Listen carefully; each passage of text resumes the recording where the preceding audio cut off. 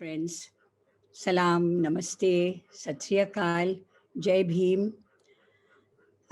It's a difficult time, and what would have been a very different kind of a mood we had hoped for when we first started planning this event today. That was about 4 weeks ago, I think, Bina. Ji. We had no idea that we were going to be in a very different place here today. And we are meeting at a time when we in India and the region are in the midst of an unprecedented crisis. It is almost as if we are facing two pandemics. First, it's Corona, COVID 19, and the mounting toll of people infected and lives lost. And it's not just in India. I have just read two news reports that it is spiking also in Pakistan. The other pandemic that I believe that we are facing is one of fear and helplessness, which is palpable across urban, rural, old and young, rich and poor. We live in a little village on the west coast of India, and I'm seeing all around us what is going on. So it's not just in the urban metros. Both these battles need our collective strength and resolve to engage and to overcome.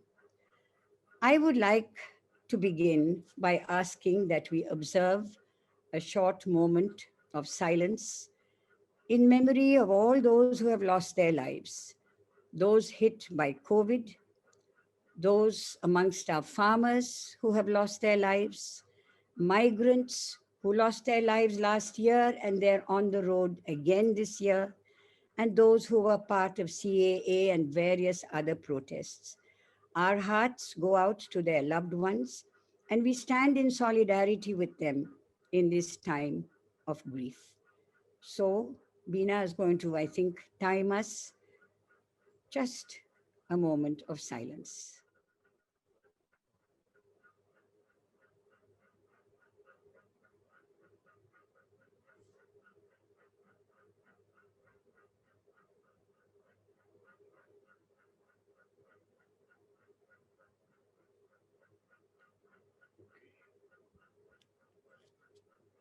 Uh, just wanted very briefly also coming to today and why at the point of time we had thought about Khel Nedo. Who are we? Why did we decide on something like this? We are a group of women and men, old and young, coming from very different locations, faiths, tongues, communities, ethnicities, and nationalities. And we trace our roots back over many generations and identify ourselves as South Asians. What brings us together is our shared belief that if we truly care for our future generations, then it is our collective responsibility to work for peace in all the countries of our region.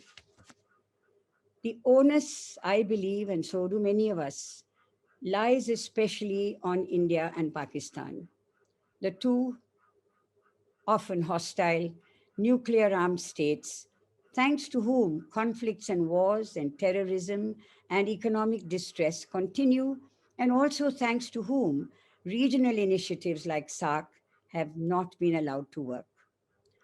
While many of these peace initiatives have been in existence for many decades now, other initiatives have sprung up more recently, and we are all deeply intertwined and interconnected.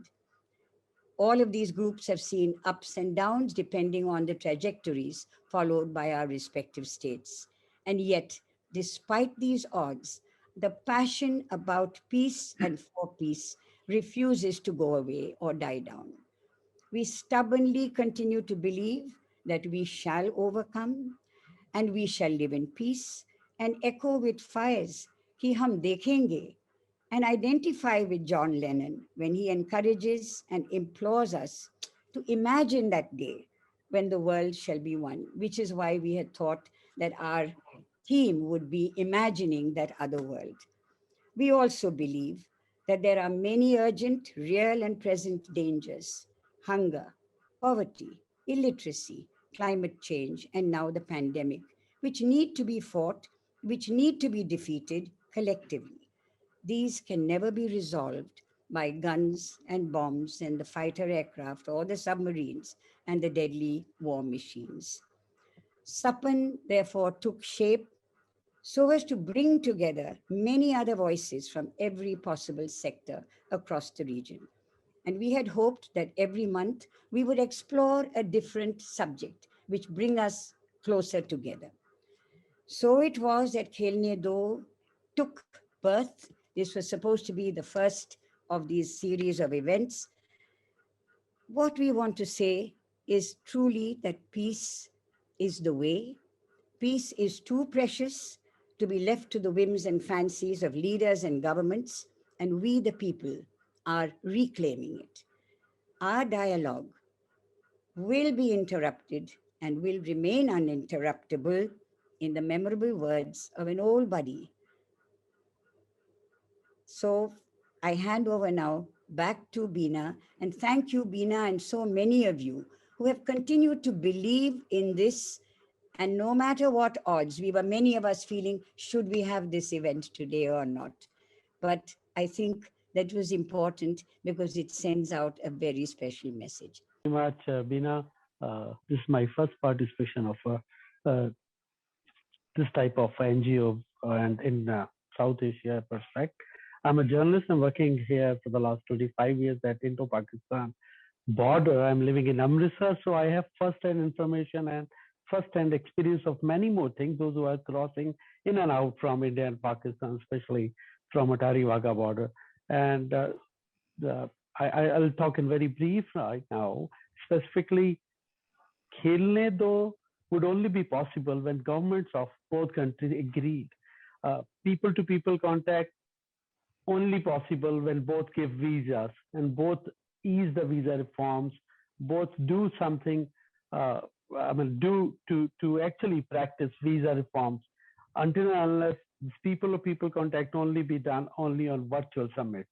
Uh, so pressure groups, it is not the right time. I know pandemic is there, but yes, uh, you have started this. I appreciate that a lot of other NGOs already been doing so, and they came here for once in a year to Jagao Mombatti at the border, and they go back on their respective places. But here at Amritsar and Lahore, people know what they are feeling and what they are actually needing. Those who wants to come in India and wants to do some medical services, but they can't get visa for Amritsar and Punjab. The government gives a specific visa for Delhi and Bombay or some other places. So medical tourism can be explored. Many more other things. I know there are many issues we can discuss later on.